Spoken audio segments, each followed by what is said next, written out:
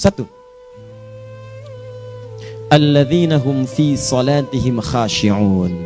Syarat pertama, kalau ingin mendapatkan surga Firdaus tadi dan kebahagiaannya diturunkan ke bumi, dibawa sampai mati, masuk ke alam kubur lebih bahagia lagi, maka amalan pertama untuk melatih menguatkan iman itu, coba berlatih untuk menunaikan sholat dengan khusyuk. Kalau Anda kerjakan benar sholat ini, maka apa yang Anda dapatkan? Teman-teman ingat betul, saya mau tanya sebentar. Keabadian yang abadi disebut dengan sa'id. Kalau kita ingin turunkan ke dunia percikannya, kita dapatkan usahanya disebut dengan apa? Masih ingat? Aflah itu kalau didapatkan, kata dasarnya apa tadi? Falahun. Lihat baik-baik. Kata Allah dalam Al-Quran tadi, kalau ingin mendapatkan falahun, amalan pertama sholat. Makanya ketika dipanggil sholat, kalimat falah dilekatkan pada panggilan sholat. 5 kali diingatkan. Begitu muadzin kemudian azan memanggil Anda, hayya 'alas shalah. Anda bertanya, ya Allah kenapa kami mesti sholat? Dijawab, hayya 'alal falah. Yuk, pagi ayo. Yang sejati datang sini. Belum dapat sujud, belum dapat ruku, saya berikan. Makanya ketika orang sholatnya benar, dia akan mendapatkan 5 keutamaan. Saat di dunia nih, belum ke akhirat, 5 keutamaan yang tidak diberikan pada orang yang tidak sholat. Atau orang sholat tapi sholatnya nggak khusyuk. Sebab syarat mendapatkannya khusyuk. Alladzina hum fi sholatihim khasyi'un. Bukan alladzina hum fi sholatihim saja, tapi ada kalimat khasyi'un. Artinya yang tidak khusyuk saja nggak akan dapat, apalagi yang nggak sholat. Apa yang 5 ini? Lihat baik-baik. 1, orang yang sholatnya benar, pertama kali sebelum mendapatkan kebahagiaan hakiki dari Allah Subhanahu wa Ta'ala, akan dirubah dulu perilaku hidupnya menjadi perilaku yang lebih baik. Kalau orang itu sholatnya benar, maka sholat itu akan melatih dia untuk berubah, bertransformasi jadi orang baik. Itu ada di Quran surah ke-29 ayat ke-45. Innas sholata tanha 'anil fahsya'i wal munkar. Sumber keburukan cuma 2, kalau bukan fahsya itu munkar. Maaf, pornografi, porno aksi, LGBT, kata-kata jorok, kotor itu fahsya. Di orang sholat kata Allah, mustahil berkata-kata kotor. Orang sholat tidak akan pernah mencela. Orang sholat tidak punya kata-kata jorok. Jadi kalau ada sekarang orang yang sholat senang mencela orang lain, itu berarti ada masalah dalam sholatnya. Dan dia belum dijamin sebagai ahli surga terbaik. Dan hidupnya nggak bahagia. Nggak bahagia. Aneh nih. Sholat tapi senang cela orang. Aneh. Aneh. Yang paling bahaya adalah menikmati celahannya. Itu yang paling aneh. Anda ngaji. Anda ikut taklim. Taklimnya sesuai Quran, taklimnya petunjuk sunnah. Anda sholat, Anda puasa, tapi Anda masih senang mencela orang lain dan menikmati celahan itu. Kalau nggak mencela, kayaknya nggak komplit kehidupan. Maka ada yang salah dengan ibadah Anda. Ada yang keliru. Karena mustahil taat bertemu dengan maksiat, itu mustahil. Mungkar, keburukan yang diingkari oleh hati, sumbernya nafsu perut dengan akal. Bohong, mencuri, menipu, membunuh, merampok, membegal, mabuk dan sebagainya. Itu namanya mungkar. Orang sholat gak mungkin mengerjakan mungkar. Jadi kalau sholat kita benar, cukuplah Anda sholat, maka Anda akan jadi orang baik. Makanya kata Nabi, Anda punya anak dari kecil ajarin sholat. Sholat, kalau naik jadi balik, kerjakan terus. Kasih pelajaran membuat dia mengerti. Kalau masih susah, berikan pelajaran. Ini sering diterjemahkan dengan memukul. Mukul di Arab beda dengan konteks mukul sekarang. Mukul di Arab tuh ngasih pelajaran supaya ngerti. Anda bisa terjemahkan dengan konteks lain. Uang jajannya tahan, yang kesukaannya simpan dulu. Bisa dengan konteks kekinian, tapi poinnya kenapa anak Anda dari kecil ajarin sholat, sampai kenalkan dengan masjid, ajari 3 tahun bawa ke masjid, kenalkan dengan masjid, gak ada masalah lari-lari itu sebelum waktu sholat. Kenalkan dulu. Dulu orang-orang tuh begitu, sebelum waktunya dikenalkan, jalan, begitu lari, biarin dulu. Setelah itu diberi pengertian, nah ini bukan tempat berlari, yang berlari di sana nanti, yang di sini nanti akan ada orang-orang baik semuanya. Terus Anda lihat berbaris, baris rapi. Kalau pengen baik ikutan baris nanti. Terus nanti ada yang mimpin di depan, namanya imam. Imam itu siapa ya? Tetangga kita bukan yang Pak Imam, bukan. Bukan. Kalau tetangga kita namanya Imam S. Arifin. Kalau yang ini imam sholat namanya. Imam sholat itu nanti akan pimpin menyembah Allah. Allah siapa ya? Allah itulah yang memberikan ayah rizki. Allah itu yang memberikan ayah rizki sehingga bisa beli tobot buat kakak. Beli robokar poli, ini yang poli, ini yang embers, ini yang heli, ini dulu kakak semuanya tuh yang kasih Allah. Nanti kalau kakak bagus bisa ikut rapi di sini, Allah akan senang, akan ditambah lagi oleh Allah. Oh begitu ya, datang begitu caranya. Ini bukannya waktu sholat belum dikenalin tadi bawanya main-main di masjid. Bahkan ada yang agak repot lagi, di rumahnya susah diatur, dibilang, kamu ini susah diatur, main sana ke masjid, disuruh main, ya main di masjid. Yang salah bukan anaknya, orang tuanya. Apa rahasianya anak itu disuruh ke masjid, suruh sholat? Rahasianya, begitu anak itu sholat dengan baik, maka dia akan tumbuh jadi anak baik di kemudian hari. Itu maksudnya. Nah, sekarang saya agak bingung ini, pendidikan TK sekarang salah sih? Enggak, cuma saya agak bingung mikirnya. Ini anak belum diajarin sholat, udah diajarin manasik. Itu bagaimana cara berpikirnya Ferguson? Agak repot saya mikirnya tuh. Ya, walaupun salah sih enggak, cuma saya bingung gitu. Kenapa nggak dikerjakan tahap yang pertama dulu? Tangga itu kan berurutan, nggak bisa Anda lompat langsung ke 5. Kan 1, 2 belum terlewati. Jelas ya? Ah, ini gambarannya. Sholat nih. 1 pasti baik. Jadi kalau sekarang sholat, lisan belum baik, mata belum baik sampai ke kaki, berarti ada yang salah sholatnya tuh. Ada yang nggak tepat. Tangan sembarangan, snack orang ngambil. Awas. Tuh sendal orang, mau wudhu nggak ada sendal, pakai sendal orang. Udah bilang belum? Kehujanan pakai payung orang. Udah bilang belum? Ya kan gampang Ustaz. Ini kan juga mungkin diikhlaskan karena Allah. Ya ikhlas, cuman pakainya belum minjam. Bagaimana kalau sedang pegang payung itu keluar, Anda meninggal? Nah, coba mikirin ke situ. Coba ke kantor. Kalau didorong proyek yang nggak jelas, minta tanda tangan, pikirin dulu bagaimana kalau meninggal. Kemarin saya sama teman-teman artis saya katakan begini, Anda ya, kalau Anda mengaji dengan saya, jangan pernah menerima peran maksiat. Walaupun itu sekedar adegan, tapi itu maksiat. Kalau bayangkan ketika Anda memerankan itu, Anda diwafatkan oleh Allah Subhanahu Wa Taala. Maka demi Allah saya katakan tidak ada faedahnya Anda ngaji sekarang, ngaji besok. Ketika Anda menerima peran itu, Anda wafat dalam keadaan bermaksiat di hadapan Allah Subhanahu Wa Taala. Maka saya pun katakan pada Anda, ayo belajar yang betul, pahami, bangun sholat, belajar, dalami seperti orang tua kita dulu.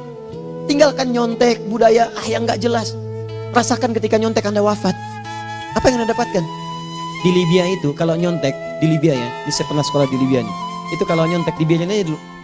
Dan rekornya 100% ketahuan. Begitu sudah selesai, cuma jeda 2 jam, langsung ada panggilan. Si Fulan silahkan datang ke kantor. Apa yang disediakan di kantor sudah siap. Anda diberi waktu 2 jam dari sekarang, siapkan beres-beres koper Anda. Di sini tertulis Anda akan pulang. Tiketnya sudah lengkap, dikawal 2 orang. Dituliskan di situ anak ini nyontek, gak boleh kembali ke sini. Libya. Gak ada, zero tolerance bagi yang seperti itu. Keluar. Kami gak terima di sini. Harusnya begitu. Gak ada faedahnya. Yang kita butuhkan amalan dari ilmu, bukan nilai-nilai itu sementara. Gak ada. Sudah. Nah ini akhirnya begini kualitasnya nih. Tertulis di ijazahnya bagus, cum laude, IPK-nya 4, tapi nggak ada aplikasinya. Yang pintar banyak, kita butuh yang baik, pintar yang baik. Sekarang yang pintar banyak, kepintarannya dipakai untuk nipu orang. Itu yang bahaya. Ahli hukum banyak yang dihukum. Ahli ekonomi tidak bisa mengangkat perekonomian. Apa yang salah? Apa yang salah? Ini yang jadi persoalan. Tapi dasar manusia begitu di sidang mulai pakai peci, pakai baju koko, pakai tasbih, ada yang pakai kerudung. Luar biasa. Nih 2. Orang kalau sholatnya benar, Allah akan berikan ketenangan dalam jiwanya. Tenang hatinya. Jangankan musibah kecil, musibah paling besar pun tenang aja dia.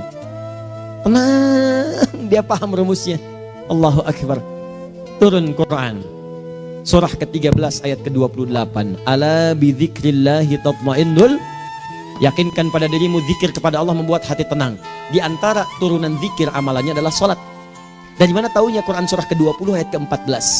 Innani anallahu la ilaha illa ana fa'budni wa aqimis salata lidzikri. Saya Allah, kata Allah ke Nabi Musa. Tidak ada Tuhan selain saya, sembah saya. Bagaimana menyembahmu ya Allah? Tunaikan salat sebagai zikir kepada saya, zikir. Nah, maka kalau Anda sedang tidak tenang, ayo ke masjid. Banyak zikir itu, baca Quran zikir. Quran surah 15 ayat 9. Inna nahnu nazzalna dzikra. Kami turunkan Al-Quran sebagai zikir. Jadi kalau Anda sedang baca Al-Quran, Anda sedang berzikir. Ibu kalau sedang gak tenang, Bu, gelisah, gak enak, gak usah mengeluh, apalagi bikin status gak karuan. Ibu wudhu, ambil mushaf baca. Begitu sedang baca ada ketenangan dalam jiwa. Berdoa, zikir. Kalau sedang gak tenang, besok ada proyek, doa dulu. Doa itu memberikan ketenangan. Makanya doa disebut dengan zikir. Quran surah ke-7 ayat 205. Wadhkur rabbaka fi nafsika tadarruan wa khifatan wa dunal jahri minal qaul. Ayo berzikir, minta kepada Allah dengan segenap jiwamu, mohon dengan penuh ketawaduan. nanti ketenangan diberikan. Menghafal Quran, baca itu zikir. Quran surah ke-54 ayat 17, 22, 32, 40. Walaqad yassarnal Qur'ana lidzikri fahal min mudzakir. Menyebut nama Allah, Al-Asmaul Husna itu zikir. Sedang ada persoalan, ya Allah, ya Allah, ya Allah, ya Rahman, ya Rahim, ya Malik, ya Qudus, ya Allah, ya Allah, ya Allah, ya Allah. Zikir. Dalilnya Quran surah kedua ayat 152. Fadhkuruni azkurkum. Sebut namaku, zikir, apapun akan mengingatmu. Gimana menyebutnya? Ditafsir di Quran surah 17. Ayat keberapa? 110. Qulidullah awid rahman ayyamma tad'u falahul asmaul husna. Sebut nama Allah. Itu menenteramkan pada jiwa. Sedangkan sholat gabungan dari semua zikir tadi. Bukankah dalam sholat Anda baca Al-Quran? Bukankah dalam sholat Anda menghafal Al-Quran? Bukankah dalam sholat Anda berdoa? Bukankah dalam sholat Anda istighfar? Anda mohon digabungkan semua itu. Amalan sholat menggabungkan semua jenis zikir. Masa Anda nggak tenang juga? Makanya sholat, jangankan sholat ya, tempat sholat itu yang menenangkan. Tempat sholat, tempat paling tenang di muka bumi. Kalau nggak percaya silahkan ya, Anda sebelum masuk ke Istiqomah ini, begitu Anda masuk kan perasaannya beda kan? Lain. Silahkan cek, kalau cari ketenangan datang ke masjid. Masuk, wudhu masuk, sholat 2 rakaat tenang. Dekat kipas angin, saking tenangnya plek ngantuk tidur. Beneran, enak. Makanya saat Ramadan kalau orang pengen cari ketenangan, lihat di perusahaan-perusahaan penuh tuh musola pada tidur. Ya, mengamalkan hadis palsu. Ya, dia musoim ibadah, tidurnya orang puasa ibadah, hadis palsu. Nah, itu teman-teman. Itu gambarannya tiga. Orang yang sholatnya khusyuk benar, itu dijamin langsung oleh Allah Subhanahu wa Ta'ala akan dimudahkan semua urusan hidupnya termasuk rezekinya. Ini yang saya katakan. Jadi saya katakan tadi, di akhirat ini, di surga, rezeki tinggal ngambil. Anda kalau benar sholatnya, itu langsung dijanjikan oleh Allah. Rezeki itu nggak perlu Anda banyak pikirkan. Ikhtiar sedikit datang. Bahkan dari sisi yang tidak Anda duga. Apa dalilnya? Quran surah ke-65 ayat 2 dan 3. Ditafsir di Al-Baqarah ayat 2 dan 3. Wa may yattaqillaha yaj'al lahu makhraja. Ada orang yang meningkatkan takwanya kepada Allah, kami mudahkan urusan hidupnya. Setiap persoalannya diberikan jalan keluar, mudah. Solusi. Setiap ada problematika, ada solusi. Wa yarzuqhu min haitsu la yahtasib. Dan kalau dia ingin mendapatkan rezeki, bahkan kami kirimkan dari sisi yang tidak dia duga. Orang lain capek ini datang lagi, tawaran proyek datang lagi. Utsman tuh Masya Allah kayanya banyak, tapi yang paling dirindukan bukan saat mendapatkan peningkatan omsetnya, yaitu saat dia mendapatkan waktu khusus dengan Allah untuk sholat malam hari, sampai-sampainya sempat sholat tahajud sampai khatam Al-Quran. Abdurrahman bin Auf demikian, Tamim Ad-Dari demikian, sholat karena tahu sholat itu meningkatkan rizki. Karena tahu kuncinya ada di situ, Allah yang punya rizki, disebut dengan Razak, pemilik rizki. Maka saya harus punya hubungan dekat dengan Allah. Kalau sudah punya hubungan dekat, mau apa aja gampang. Belum minta, udah diperhatikan. Silahkan cek, Anda punya hubungan baik dengan bos Anda di kantor. Ya, sebelum Anda minta, beliau udah pikirin tuh. Telepon bendahara, dia udah ngambil belum gajinya? Belum Pak, tambahkan bonus sekian. Kenapa? Karena dia mengawasi Anda. Allah maha tahu dibandingkan dengan bos Anda. Mendekat kepada Allah, semua diperhatikan oleh Allah. Siapa orang takwa itu? Kalimat takwa pertama di Al-Quran Al-Baqarah ayat 2, amalannya ayat 3. Dzalikal kitabu la raiba fihi hudal lil. Siapa mutakin itu? Ayat 3-nya. Alladzina yu'minuna bil ghaib wa yuqimunas shalah. Gampang. Kalau pengen mudah hidupnya gampang. Biaya nggak mahal, tenaga nggak banyak, tingkatkan takwa nih. Jadi kalau hidup Anda masih susah, di kantor champion, di rumah tangga bermasalah terus, atau sebaliknya, maka boleh jadi kalau gelar Anda tinggi, harta Anda banyak, tapi selalu punya masalah, bukan Anda kurang hebat, bukan Anda kurang kedudukan, bukan Anda kurang kaya, Anda kurang takwa. Dan yang paling dahsyat, mungkin sholat Anda belum berkualitas. 4. Orang yang sholatnya benar, khusyuk dia. Bahkan saat sholat itu kalau dia minta, maka seketika doanya akan dikabulkan. Tanpa diskusi, langsung seketika. Contoh, Quran surah ketiga ayat 38-39. Demi Allah saya katakan, Nabi Zakaria punya masalahnya pelik. Sudah berumah tangga, istrinya divonis monopos, maaf bahkan mandul. Gak mungkin punya keturunan. Maka apa yang beliau kerjakan? Secara singkat beliau sholat. Begitu sholat minta kepada Allah. Hunalika da'a Zakaria rabbah. Di mihrab itu beliau bermohon kepada Allah. Bermohonnya sambil sholat. Qala rabbi habli min ladunka dzurriyyatan thayyibah innaka sami'ud du'a. Ya Allah, mereka katakan saya nggak mungkin punya keturunan. Sekarang saya ingin katakan, ya Allah, saya hanya minta darimu saja, saya nggak akan dengarkan mereka. Ya Allah, mohon engkau maha mendengar, ya Allah. Maha mendengar doa saya. Kalau kepada yang maha mendengar aja nggak mengabulkan, kepada siapa lagi saya mesti minta? Apa yang terjadi? Fanadatul malaikatu wa huwa qa'imun yusalli fil mihrab. turun malaikat mengabarkan, sedangkan beliau masih sholat, belum selesai dalam sholatnya. Sholat khusyuk itu belum selesai sholat aja dikabulkan, doa sudah turun. Sholatnya belum selesai, doa sudah dikabulkan. Annallaha yubashshiruka bi Yahya. Allah kasih kabar gembira, doa kamu didengar, dikabulkan, kamu akan punya anak, namanya langsung dari Allah Yahya, artinya hidup yang mustahil menurut manusia. Lahir seorang dari rahim perempuan yang menepus dan mandul, bayi yang hidup, kata Allah nggak ada yang mustahil bagiku, jadi dan jadi dia. Berita baiknya, Nabi Zakaria sholat dikabulkan. Umat Nabi Muhammad sebelum sholat sudah ditunggu oleh Allah, mau minta apa, aku kabulkan sekarang. Hadisnya qudsi, saya bacakan. Hadatsana qala Rasulullah sallallahu alaihi wasallam, qala Allahu azza wa jalla, qasamtu shalah baini wa baina abdi. Kata Allah, saya bagi dua ya salat antara aku dengan hambaku. Wali abdi ma sa'ala. Kalau hambaku benar salatnya, aku berikan apapun yang dia minta sekarang. Idza qala al-abdu alhamdulillahi rabbil alamin. Bagian pertama, kalau hamba benar nih baca Al-Fatihahnya dari alhamdulillahi rabbil alamin, kalau Allah azza wa jalla dijawab oleh Allah, hamadani abdi, hambaku sedang memujiku. Wa idza qala ar-rahmanir rahim, jika hambaku berkata ar-rahmanir rahim, qala Allah azza wa jalla athna alayya abdi, hambaku sedang menyanjungku. Wa idza qala maliki yaumiddin, qala Allah azza wa jalla majjadani abdi, kalau hambaku mengatakan maliki yaumiddin, kata Allah hambaku sedang mengagungkanku. Perhatikan sekarang. Wa idza qala al-abdu iyyaka na'budu wa iyyaka nasta'in, jika hambaku berkata sekarang, ya Allah, kami sekarang ibadah, sholat menyembahmu, dan kami sekarang sedang punya masalah, kami hanya minta tolong kepadamu ya Rabb. Apa jawabannya? Beda dengan sebelumnya. Kata Allah, hadza baini wa baina abdi, inilah perjanjian antara aku dengan hambaku. Wali abdi, kalau hambaku benar khusyuk sholatnya sampai detik ini, baru sampai Al-Fatihah itu pun belum tuntas, baru sampai Al-Fatihah itu pun belum tuntas. Kalau benar bacaannya betul, sholatnya dari takbir sampai dengan selesainya, sampai ayat itu, iyyaka na'budu wa iyyaka nasta'in, kata Allah, masalah apapun yang dia minta sekarang, aku akan kabulkan. Besok saya kasih rahasia. Yuk, yang di KBP ada awal pembuka di awal sebelum Al-Fatihah, yang kalau Anda benar bacanya, itu pengantar kepada pengabulan doa di Al-Fatihah.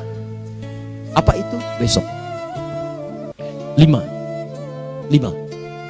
Yang kelima ini yang paling diharapkan, dan ini penutup dalam kajian kita malam ini. Teman-teman sekalian, perhatikan baik-baik. Jika Anda benar mengerjakannya, maka Allah akan jamin langsung Anda akan mendapatkan kesuksesan dan kebahagiaan di semua aktivitas Anda. Kalau jadi suami, suami yang sukses, rumah tangga yang bahagia. Kalau jadi pegawai, pegawai yang sukses, dan di kantor bahagia. Masih ingat? Kesuksesan yang menghadirkan kebahagiaan, konteksnya dunia disebut dengan falah, dipegang disebut dengan aflah. Dikembalikan lagi ke atas, ke surah ke-23 ayat 1 dan 2. Qad aflahal mu'minun. Apa amalannya? Alladzina hum fi salatihim khashi'un. Persoalannya, kalau Anda sholat belum mendapatkan satu di antara 5 ini, apa masalahnya? Pertama masalahnya, kata Al-Quran, boleh jadi yang sholat itu belum khusyuk. Apa itu khusyuk? 2 maknanya, dan saya tutup di sini. Apa yang 2 itu? 1, kebanyakan orang sholat masih membawa dunia dalam sholatnya. Makanya kalau pengen khusyuk, kata Allah, maka Anda rasakan akan bertemu Allah. Rumusnya Quran surah kedua ayat 45 sampai 46. Rasakan secara singkat, mungkin itu sholat terakhir yang Anda akan kerjakan dalam kehidupan. Mungkin di sholat itu Anda wafat. Kata Allah, alladzina yadhunnuna annahum mulaqu rabbihim. Orang khusyuk itu sudah kelihatan dari sebelum sholat, dia sudah merasa persiapan menghadap Allah. Persiapan ke manusia aja, dia sudah siap-siap, mandi dulu, ganti pakaian, pakai parfum, macam-macam dan sebagainya, hanya memenuhi undangan manusia. Allah mengundang Anda 5 kali dalam sehari. Ya maaf, mengabulkan doa Anda, mencukupkan kebutuhan, menyembuhkan kalau sakit, disiapkan Anda. Harusnya apa? Penampilan sempurna. Kata Quran, orang khusyuk itu kelihatan sebelum sholat, pakaiannya kelihatan. Quran surah 7 ayat 31, ya bani Adam khudzu zinatakum inda kulli masjid. Hai anak cucu Adam, kalau tiba panggilan dari masjid, kenakan pakaian terbaikmu. Di anak cucu Adam tuh kelihatan. Kalau orang khusyuk begitu adzan kelihatan pakaiannya lain. Pakaiannya indah. Khudzu zinatakum, kenakan pakaian terbaikmu. Dipakai bertemu Allah. Bertemu manusia aja pakaian bagus-bagus. Ini aneh ya. Ada orang salah ibadah aja. Orang salah ibadah pakaiannya bagus-bagus. Lihat di hari-hari tertentu besok tuh. Orang mau ke tempat masing-masing tuh. Ada yang pakai jas, pakai dasi, pakai batik, pakai kebaya. Anaknya dibawa, dikuncir 2, bawa manisan macam-macam. Mau salah ibadah aja tampilan bagus. Masa antum yang benar ibadahnya nggak bagus? Bedakan. Pakaian futsal, pakaian sholat ganti dengan yang sholat.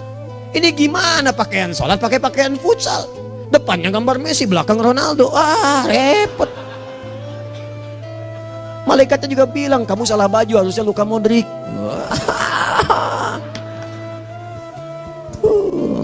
Apalah saya. Ayo mau tanya apa? Mourinho dipecat saya tahu. Lagi nganggur sekarang, ditawarin Benfica dia nggak terima. Sekarang jadi dia komentator di beIN Sport. Nanti sebentar lagi dia akan komentari laga Saudi dengan Qatar dan komentari laga Arsenal dengan Ipswich. Digantikan oleh Solskjaer. Dia super sub dulu. Ya, super sub. Ya, the baby assassin, ya pembunuh yang berwajah baby face. Masuknya di akhir-akhir. Gol. Sekarang melatih dia 5 kali kemenangan, belum kalah sama sekali. Saya hafal itu. Tapi masih di urutan ke-6. Tapi jaraknya ke yang ke-4 itu tinggal 3 poin lagi. Hafal saya. Liverpool tahu cuma 4 poin sekarang bedanya. Kemarin 7 kalah 2-1 sama Manchester City. Walaupun banyak analisis yang menyebutkan mungkin itu diberikan saja gitu kan. Karena ada yang lain-lain. Hafal kedua Manchester City. Hafal saya. Ayo mau tanya apa lagi? Tottenham Hotspur ke bawahnya. Ada Chelsea, ada Arsenal, baru kemudian Manchester United. Liga Italia, wah udah gak kekejar Juventus. Ya, apa lagi? Dan seterusnya lah. Gak ada ujungnya bahas yang begituan. Jelas ya? Maksud saya, Anda tanya itu saya jawab. Tapi tidak menghilangkan ibadah kita yang lain. Dan apa ruginya? Ya tahajud dah. Apa yang bisa dikerjakan besok, lihat besok. Ya kan tahajud kan bisa besok. Ada orang tahajud jam 10 pagi? Gak ada. Lebih baik Anda kerjakan malam tahajud. Yang tidak bisa dilihat malam bisa dilihat besok. Cara berpikirnya bagaimana kalau besok meninggal? Gak kesampaian teman-teman sekalian. Gak kesampaian. Nah maka dari itu, Anda kalau mau ada panggilan sholat, siap-siap baju yang bagus. Itu sempurnakan. Anda panggilan orang mandi. Panggilan Allah, buka Quran surah 5 ayat 6. Sempurnakan wudhu. Ya ayyuhalladzina amanu idza qumtum ila shalah faghsilu wujuhakum. Wudhu yang baik. Berpakaian yang rapi. Kenapa? Karena boleh jadi saat dipanggil Anda wafat saat itu. Maka wafat Anda dalam keadaan yang suci, dengan keadaan tobat, dengan pakaian terindah pada saat itu. Yang kedua, maaf, orang-orang kurang khusyuk itu saya tutup. Yang kedua itu karena kebanyakan orang sholat tidak paham, tidak mengerti apa yang dibaca dan dilakukan dalam sholatnya. Jujur pada diri sendiri, jawab pada diri Anda. Sampai sekarang Anda sholat, berapa persen bacaan sholat yang Anda pahami? Jangan-jangan selama ini Anda sholat ribuan kali sujud, ribuan kali ruku. Gak ada yang paham yang dibaca. Sekian persen yang paham, bagaimana sholat Anda bisa khusyuk? Pekerjaan Anda dipahami, urusan akhirat Anda gak dipahami. Di mana cara berpikirnya? Aku yang bagaimana atau engkau yang harus bagaimana? Ya, coba berubah. Nah ini baru satu amalan, belum yang lainnya. Ada 5 amalan lagi yang kalau kita bisa turunkan itu, selain sholat yang khusyuk, maka jaminan tadi akan datang. Baru sholat khusyuk aja 5 datang, apalagi ditambah dengan 5 amalan lainnya lagi. Demi Allah saya katakan, dunia kecil sekali, gak ada nilainya. Akhirat aja enak, nikmat. Saya ketemu Ustaz Arifin beberapa waktu lalu, dan kita doakan semoga Allah berikan kesembuhan, kesehatan. Saya datang, biasa kita adamin berdoa, duduk. Bang istirahat, bang butuh istirahat, umat udah nunggu. Dah gak usah mikir yang lain, karena beliau cerita masjid, cerita zikro, cerita mana lagi. Ya, insya Allah nitipin ini, nitipin itu dan seterusnya. Dan yang paling indah adalah bang kita saling panggil weekend. Nikmat, gak ada yang senikmat ini. Zikir Allah, doa. Nah bayangkan sakit tapi masih nikmat gitu. Nikmat. Iya bang, saya paham. Istirahat dulu. Banyakkan nanti orang jengkuk. Saya pamit dulu ya, supaya bisa istirahat, supaya tenang. Lama kita pegangan tangan, ngobrol, saling mendoakan. Itu nikmat. Dan cara berpikirnya kalau sudah pakai iman, semua nikmat. Ada uang nikmat, gak ada uang nikmat, sakit nikmat. Karena cara berpikirnya lain. Nanti kita bertemu lagi, saya terangkan pada Anda. Dan saya contohkan satu kisah. Bahkan ketika ada orang yang diuji Allah dengan ujian yang sangat luar biasa, yang menurut sementara orang itu ujian sangat luar biasa menggetarkan jiwanya dan susah untuk bertahan, tapi orang ini nikmat saja menjalaninya. Nikmat. Ada yang di rumah tangga, ada yang di macam-macam. Contohnya banyak. Satu contoh saya berikan di malam ini. Sekali suami istri, wah luar biasa. Istrinya itu cerewetnya Pak, bukan cuma cerewet, ngeselin bagi suaminya. Maaf Bu ya, bukan ibu maksudnya. Jadi semua yang dikerjakan suami salah. Pengen mangga, ayah kalau kita sekarang dibeli mangga. Kenapa mangga yang ini? Saya pengennya mangga yang lain. Belikan mangga. Kenapa beli mangga aja? Jeruknya mana? Jeruk. Semua. Pokoknya semua yang kerjakan suami salah. Tapi suami tidak pernah mengeluh. Ini kerjakan, itu kerjakan. Satu kali, perhatikan cara memandangnya. Ketika iman sudah masuk ke dalam jiwa. Kata temannya, akhi, istri kamu ini begini nyusahin kamu. Kenapa kamu gak cari yang lain? Kan gampang ada syariat. Udah pisahin aja, cari yang lain. Kamu tenang ibadah. Apa jawabannya? Allah sudah turunkan surga ke saya lewat dia. Kenapa kamu meminta saya untuk menjauhinya dan meninggalkan surga saya? Ini cara melihat dia. Bukankah ketika ada berbagai keluhan saya sabar? Bukankah sabar mendekatkan saya ke surga? Allah kirimkan tipikal istri seperti ini supaya mendekatkan saya ke surga. Dengan itu kan saya banyak pahala. Saya sabar, pahala banyak. Sudah Allah berikan pahala kepada saya. Kamu malah nyuruh saya untuk berpisah dengan pahala itu. Perhatikan cara berpikirnya. Indah. Kalau rumah tangga seperti ini semuanya enak gitu. Suaminya biasa-biasa, istrinya cantik, luar biasa. Begitu berdandan kelihatan, kata suaminya, Masya Allah, wajahnya tak berpaling, mata tak berkedip. Kata istrinya, ya zauji madhabik, sayang kamu kenapa?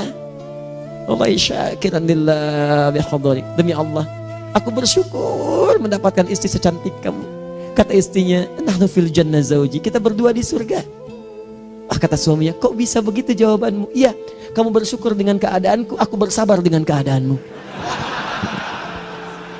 Catat. Bukankah orang syukur dan sabar di surga? Tuh lihat, canda-canda orang-orang soleh itu begitu. Nikmat ketawa walaupun nyelekit di hati. Cuman bawaannya enak gitu. Nah, nanti itu ada tuh, nanti saya turunin tuh. Yang di rumah tangga, yang ini, yang itu nanti. Kapan? Pertemuan berikutnya. Ya, jadi kita cukupkan dulu di malam ini apa yang kita pelajari supaya nanti nggak terlampau banyak kita dapat materi. Cuma sayang sedikit mengamalkan. Saya sudah tuangkan di sini. Banyak saya tuliskan termasuk di keluarga, di macam-macam. Ini saya tulis tapi silahkan Anda baca. Kalau ada manfaat silahkan dapatkan. Kalau ada yang kurang silahkan sampaikan untuk dikoreksi. Semoga Allah muliakan kita semua insya Allah. Sekali lagi, perbaiki hidup. Jangan banyak mainnya. Dan sudah, jangan banyak membuang dengan yang sia-sia apapun yang dihadapi. Sekali lagi, tolong jaga kondusivitas, bantu negara kita, ketertiban, keamanan. Kalau saya menyampaikan sesuatu ada singgungan dengan yang kekinian, itu maksudnya koreksi masukan-masukan supaya diperbaiki. Tapi tetap dalam urusan pemilihan kita punya pilihan masing-masing yang tidak boleh dipaksakan. Jelas ya? Baik, jadi ya saya sampaikan sekali lagi. Pertama, pilih mana? Anda dipaksa harus ikut, atau yang kedua, kita bebas memilih sesuai. Dah. Sudah ya. Jadi kita akhiri. Subhanakallahumma bihamdika asyhadu an la ilaha illa anta astaghfiruka wa atubu ilaik. Wa akhiru da'wan alhamdulillahirabbil alamin. Berjumpa besok sesi terakhir fikih ikhtilaf di Masjid Ar-Rahman Kota Baru Parahyangan. Assalamualaikum warahmatullahi wabarakatuh.